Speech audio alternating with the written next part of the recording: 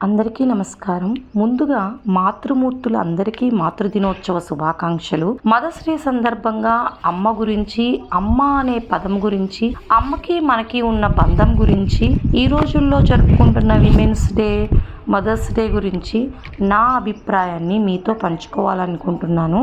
అమ్మ అనే పదమే ఒక అపురూపమైన పదం. అమ్మ అనే పదంలో ఏదో గమ్మత్తు ఉంది. అమ్మ అని పలికినప్పుడు మన పెదవులు రెండూనే కాకుండా హృదయంలో నుంచి వచ్చిన పిలుపులా అనిపిస్తుంది.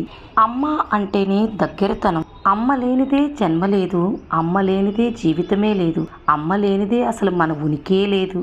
అమ్మ అన్నీ ఆమె, అంతా తానే. తన కష్టాన్ని గుర్తించమని కానీ, తనని ప్రేమించమని కానీ, పొగడమని కానీ, తన గొప్ప చెప్పుకోవడం కానీ తెలియని ఏకైక వ్యక్తి అమ్మ. ప్రతిఫలం ఆశించని నిస్వార్థమూర్తే అమ్మ. అటువంటి అమ్మతో ఉన్న మన బంధం అపురూపమైనది, విలువైనది, వెలకట్టలేనిది. మనం బాధలో ఉన్నా గుర్తొచ్చేది అమ్మే, సంతోషంగా ఉన్నా గుర్తొచ్చేది అమ్మే. మన గెలుపోటములతోనూ ఎదుగుదలతోనూ సంబంధం లేకుండా ప్రేమించే ఏకైక వ్యక్తి అమ్మ. మన మీద మనకు నమ్మకం లేకపోయినా మనల్ని నమ్మే మొదటి వ్యక్తి అమ్మే. మన తొలి గురువు అమ్మే, మన ఆదర్శమూర్తి అమ్మే. అమ్మ తర్వాతే మనకి ఎవరైనా. ఇక్కడ ఒక విచిత్రం గమనించారా? అమ్మకి మనమంటే చాలా ప్రత్యేకత, మనమంటే చాలా ప్రేమ అనేది ఆవిడ ఎప్పుడూ మాటలతో చెప్పదు. అలాగే మనం కూడా మనకు అమ్మంటే ఎంత ప్రేమ, ఆవిడ ప్రాముఖ్యత ఏంటి మన జీవితంలో అనేది నోరు తెరిచి ఎప్పుడూ చెప్పము. కనీసం అమ్మ ప్రేమ అమ్మ చేతల ద్వారా అయినా తెలుస్తుంది. కానీ మన ప్రేమని మనం ఎప్పుడూ అమ్మ దగ్గర వ్యక్తపరచము. ఆ అమ్మే కదా, మన అమ్మే కదా, అర్థం చేసుకుంటుంది కదా అన్న భావనలో ఉండిపోయి అమ్మకి ఎప్పుడు మన ప్రేమని ఎక్స్ప్రెస్ చెయ్యము. నిజమే కదా? మీలో ఎవరైనా మీ అమ్మగారంటే మీకు ఎంత ప్రేమో మీ మాటల ద్వారా వ్యక్తపరిచారా? విమెన్స్ డే రోజు కానీ, మదర్స్ డే రోజు కానీ, వాళ్ళ మ్యారేజ్ డే రోజు కానీ, బర్త్డే రోజు కానీ కాకుండా మీరు మీ అమ్మగారిని ఎంత ప్రేమిస్తున్నారో అనేది చెప్పారా ఎప్పుడైనా? చెప్తే కామెంట్ చేయండి.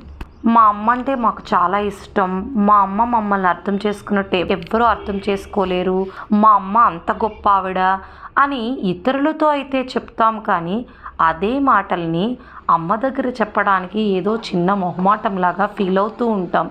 ఇది నిజమేనా కాదా చెప్పండి. మీరు కూడా ఇలాగే ఫీల్ అవుతారా?